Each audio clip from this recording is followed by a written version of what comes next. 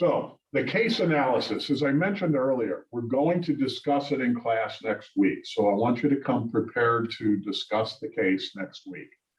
That means you're going to have to read it.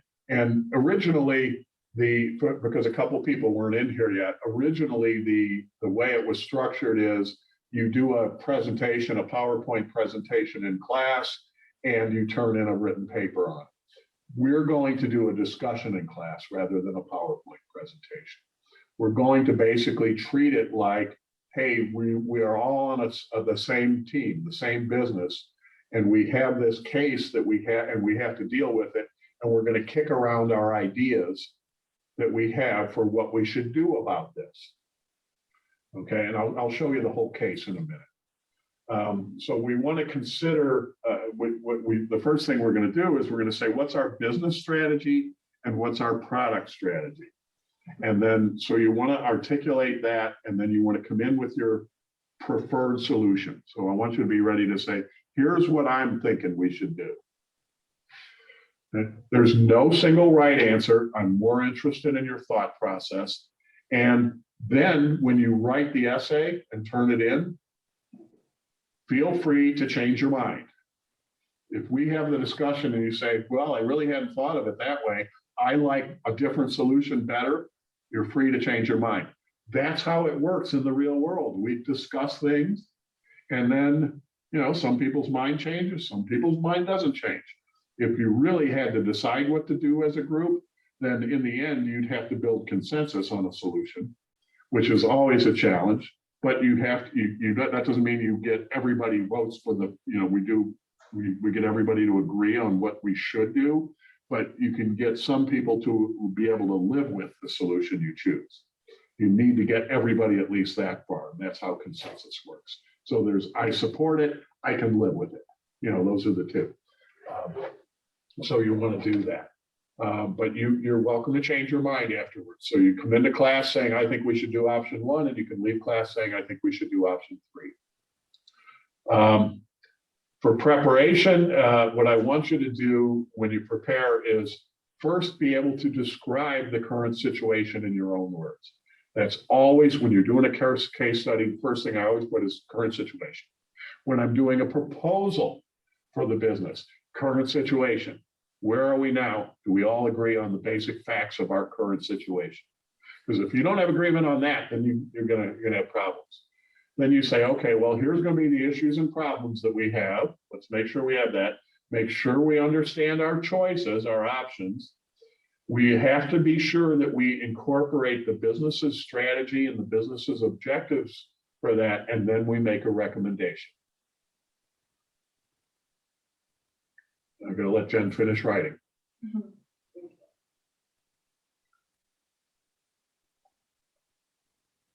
So that's, this is basically the structured thought process that you put into basically any proposal that you have to make. And so when I say you want to keep it simple and you want to keep it readable, this is how you do it. So it's organized. So let's take a look at the case itself. So the first thing I'm going to do is it's in the case, but there's a Word document that you can download. And it looks like this. So this case, first of all, it uses a marginal analysis of several options. And by that, I mean, when you're looking at the cost items, some things don't change no matter what your options are. Right? The cost of having a building is the same no matter what option you choose to do, whether you're just storing products there or you're making products there. Doesn't matter. That cost doesn't change. You don't need to cloud the whole analysis with that cost. That's what I mean by a marginal analysis. You only look at the costs that are affected and the revenues that are affected. Okay, that shouldn't be confused. It's going to be in an income statement format, but that doesn't mean it's a full income statement. It just means it's an analysis of the relevant costs and revenues. So I'll show you the spreadsheet in a few minutes, but you want to focus on the forecast first with the emphasis on the financial impact of the quality issues for each scenario. Okay. So here's your background. You're the director of purchasing at Endurance Products. Endurance produces and distributes a compact, attractively priced, or all kinds of compact, attractively priced exercise equipment. It describes the company's mission here: outperform the competition through successful partnerships while maintaining effective communication, consistency, superior service, and honest, active marketing programs. So you have that. So you supervise the production of the Endurance folding exercise bike. So it's just, you can imagine it, or you can look at a picture in here, but it's just something that folds up and sits in the corner, but you can get on, sit down on it, and pedal away and get your exercise in, get your heart rate up, get your, whatever you have to do. So it's a nice little compact thing that, as you can imagine, when over the last couple of years would have been a hot seller, don't you think? But who's going to want to use a portable exercise bike that you can fold up and stack in the corner? Who is your most likely customer?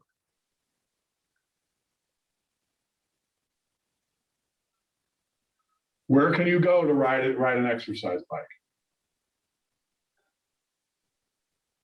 This should be easy. The gym, yeah. So you can go to the gym and ride an exercise bike. So anybody who has a gym membership doesn't care about your product. Can you get a really fancy exercise bike and put it in your basement because you have a workout room in the basement? Can you go spend a lot of money on an exercise bike and do that? Yeah. So Jen's saying yes. Okay. So who wants one that's very inexpensive and that folds up and goes in the corner? I think of a busy mom. A busy mom might be one. Yep. Who else?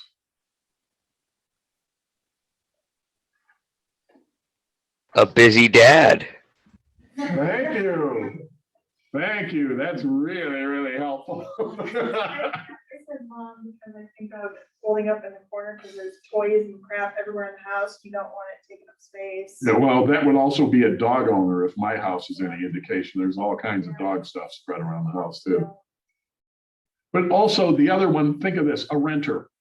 If you rent an apartment, you're on you may be on a low budget. You want to be able to exercise. You have an apartment, not a lot of room. You want to be able to fold it up and put it in the corner. So this is a specific segment of the market that is just saying, yeah, I want to exercise, but I need it to be cheap and I need it to be out of the way. Okay. So that's who your market is. All right. And so you have this folding bike that has a suggested retail price of just 98 bucks. It's sold at Walmart. It's on Amazon. It's on QVC. It's all kinds of outlets like this. And the gross margin on the bike is 35%, which is not spectacular. Remember, we did that little accounting exercise earlier in the course. That's before you get all the overhead expenses and all that. So the gross margin is 35%. It's not spectacular, but it's profitable. And it'll contribute more as sales grow because there won't be any additional G&A expenses. So it's simple. It comes to the consumer. You order it. It gets shipped to you. It's a real easy assembly. The frame's ready to use after you put on the pedal box where you pedal.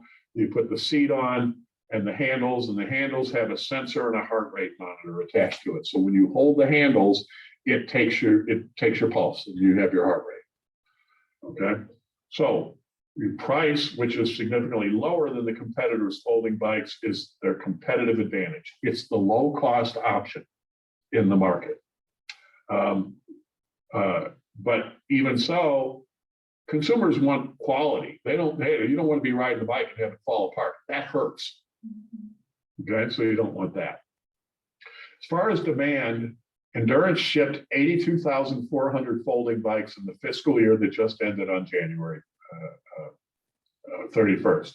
So that was really close to its forecast, and some recent quality issues affect your ability to grow on there. Demand is distributed month by month with one exception. New Year's resolutions cause January to account for 20% of a year's total sales. And that's real typical in the exercise business, that that total sales is a lot in January, the first 2 weeks of February. And when it's club memberships, all these people that had good intentions for a club membership wind up dropping the club membership after 2 months because they find that they don't go. Well, it's sort of the same thing, is everybody has good intentions. They order these things for January. Whether they use them or not is another issue, but that's when you get your spike in orders. So that's when the demand comes into play. So big hit in January. After that, it's just level the rest of the year for everything for the other 80% of sales. Endurance typically ships about 6,000 units per month, February through December, and it ships over 16,000 at the end of December and into January.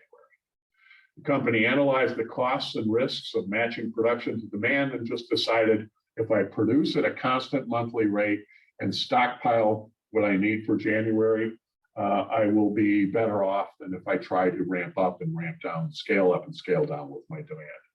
So the growing inventory is depleted when January spike occurs, and the warehouse space that they use costs about 25 cents per square foot per month, plus another 10 cents per square foot for utilities. So to date, Endurance has not used more than 30% of the facility's 50,000 square feet. Now, all of these bikes are imported from non-US suppliers to be packaged and shipped in Endurance's Indiana operation. So they get all of, the heart monitor and the handle comes from one place. The folding apparatus comes from someplace else, and the pedal box comes from another supplier. They're all sourced, they all get to the same place. And basically you put together a kit when you get an order and you ship it out. Okay. Or if you're giving Walmart some stock, you might ship them 50 units to a store or 20 units, whatever they think they're going to sell, but it's all a kit. It all gets boxed up and put into one kit that people can either have shipped to them or that they will carry out of the store. Okay, so the pre-assembled handle and monitor part preempted warranty claims. In other words, it eliminated the need to have a high-tech service team and increase customer satisfaction as shown in the seller's product base. What I'm saying with this is Endurance has a pretty easy process for these things. And if the heart monitor fails, they just send you basically a new one to attach. Okay. Frames, handles, assemblies, they're made in Mexico. Frames and handles are made by the Permaneo company in a former auto parts factory just outside of Mexico City, and so on. You see all of these. These names, by the way, you can look up what they really mean. They're all tied together. So that's part of the fun. But the heart rate sensor was made in China up until January of 2019. But after 6 months of 25% tariffs that the Trump administration imposed on the Chinese, and with no end in sight, Endurance decided it couldn't absorb that extra import cost on such a tight margin product.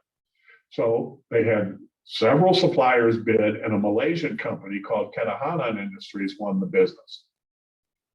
The change to Ketahanan as the source for the heart rate sensors really had not met expectations. They produced the assembly for $5.50 a unit, $1 less than the next lowest bidder. Shipping costs is $1 an item. That would have been the same no matter what. So the problem is that 4% of the sensors stopped working within the first 90 days. So you're getting all of these people calling and saying, your heart sensor doesn't work. And so the failure rate had been less than 2% when they were made in China, and you have to replace these sensors at no charge. Based on because online reviews are disproportionately filed by dissatisfied customers, you're getting hammered. You're getting twice as many bad reviews as you were getting before. So that's a problem. On Amazon, for example, you can see that the 5-star reviews before and after, they were high before and after. You had no 1-star reviews, you had no 2-star reviews on Amazon. Now you're getting 10% of each. So that's not good. And marketing data is telling you that high and low ratings influence sales positively or negatively by 10% of the next year's forecast. So you get a lot of bad reviews, your sales are going to drop by 10%. You get a lot of good reviews, your sales are going to increase by 10%. So your assignment is, you're the director of purchasing. You're going to have to come up with a recommendation. So you can do one of three things. One is you just stock a whole bunch of replacement parts for that heart monitor, and you add somebody to the customer service team to handle the complaint calls, package the replacements with the directions, and quickly ship them to customers. So shipping the replacement part's going to cost you $12. Customer service rep's going to earn about $15 an hour, including benefits. I should probably increase that because nowadays it's probably going to be closer to 20. The second option is you can go back to the second place finisher when you made the switch, and you can pay $650 instead of $550, and you can expect your failure rate to be reduced down to almost to where it was before, and you can continue to replace the failed parts at a lower failure rate, and so you only need a part-time customer service rep who works 20 hours a week. The third choice that you have is that you can make the sensors yourself, set up a production line at your warehouse, and you can make the sensors yourself and use that space. This is going to require a big capital expenditure for the equipment plus $10,000 for installation. Basically, you're going to spend $350,000 to make this happen. You'll get rid of all the inbound shipping costs because you don't have to ship it from anywhere else. The process is only going to require full-time employees who will earn about $20 an hour, including cost of benefits, and which is about 25%. Just as an FYI, it's about 25% of what they make. The failure rate will fall dramatically. It'll be half of what it was before when they were made in China. It's going to go all the way down to 1%. And the operation will take up about half of your warehouse space, leaving room to store package pipes with annual sale until annual sales exceed 110,000 units. Then you have to get more space. So if you are really wildly successful with this plan, and you're going to use up your excess warehouse space, but if you really grow, you're going to need more warehouse space. So that's a consideration. So your questions go like this. So I'm going to show you a spreadsheet in a second.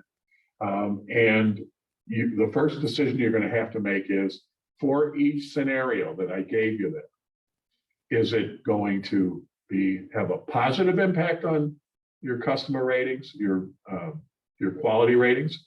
Is it going to have a neutral impact on your quality ratings, or is it going to have a negative impact? And I'll show you why that matters. Now, so you choose that response. Then I give you a couple of other questions after you look at it. One is, if your CFO tells you your primary goal the next year is to conserve cash, which option would you choose? And the hint on that is, if you're conserving cash, then you may not be able to use option 3 because it's going to cost you $350,000. And so even if you think that's the best option, it may not be on the table. But you may think it's the best option, and if you choose it's the best option, then you're going to want to understand that conflict and say so. And so, but if there are no financial restrictions, then which option would you choose? All right, next thing I'm going to do is I'm going to show you this spreadsheet. So these are right in the assignment, so you can download it. So the spreadsheet looks like this. So it's already prepared. Remember all of that cost information and so on that's in the write-up there? It's already prepared for you, so you don't have to worry about it. But the one thing that you do have to do is, this is your forecast, and this is your forecast that shows you're starting with your base sales that you already have. And then you're saying, if I have a neutral reputation, this is what my sales are going to look like. They're going to stay flat the whole time. If I have a positive one, they're going to grow. Remember, we said it'd grow by about 10% a year. And if you have a negative reputation, your sales are going to shrink. And this also has some stuff about replacement parts. Don't worry about this. There's nothing for you to change in here. That's just information that is used for these options. So if you say option one, which is live with it, live with your quality issues and just do a lot more replacing. And if you think that that's going to be neutral to your reputation, here's what that option is going to look like. And remember, this is marginal, so this is only the effect that you have. But on the other hand, this is a drop-down menu. So if you think it's going to be negative, that's going to change those numbers. Then option two, which was go to the next most, the higher expensive or the higher cost supplier. Then if you think that's going to be neutral, leave it alone. And that's going to show you some numbers. But if you think it's going to be positive, then that's going to give you a different look. So really you're looking at this last part of it where you say, what's the cumulative cash flow on it? What's the cumulative impact over 5 years? And then finally, if you have option three, it's the same thing. If you think it's going to be neutral, you leave it alone. But if you drop it down because you think this is going to be the one that's positive, then you're going to have that and you're going to see if it's worth spending the $350,000 to do this from a financial standpoint. So does that make any sense to everybody? So you don't have to, I threw a lot of numbers at you as you read the case write-up. It's all built into this spreadsheet. So you're good to go. All you have to do is use the spreadsheet. Okay, I'm going to go back to the PowerPoint. Let me get it going again. And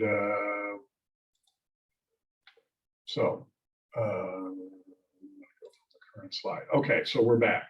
So I want you to understand the financials. That's all. I just want you to be able to look at that spreadsheet after you've decided which one's positive, which one's negative, which one's neutral. You may have more than one that you consider neutral. That's entirely up to you. That's your thought process, though.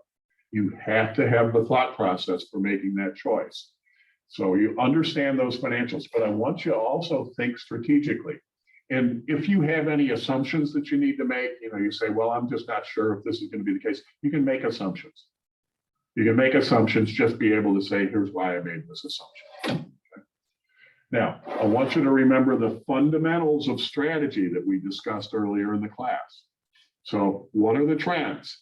Is this product part of a trend of doing more at home, of cheaper exercise products? What's the trend? Or is it just a short-term fad? Where is it on that growth share matrix? Is it a growing product line? Is it a cash cow? What is it? And then what are your strategies? And we talked about the different Porter strategies in here. So, what are your strategies for this? Think strategically. Probably that growth share matrix is the market growing, and what's my position in the market? Well, that's probably the most important part of this, when you're thinking about it, because we're looking at one of many products. So you want to analyze the product and you want to consider it. So that's what the case is. What are your questions?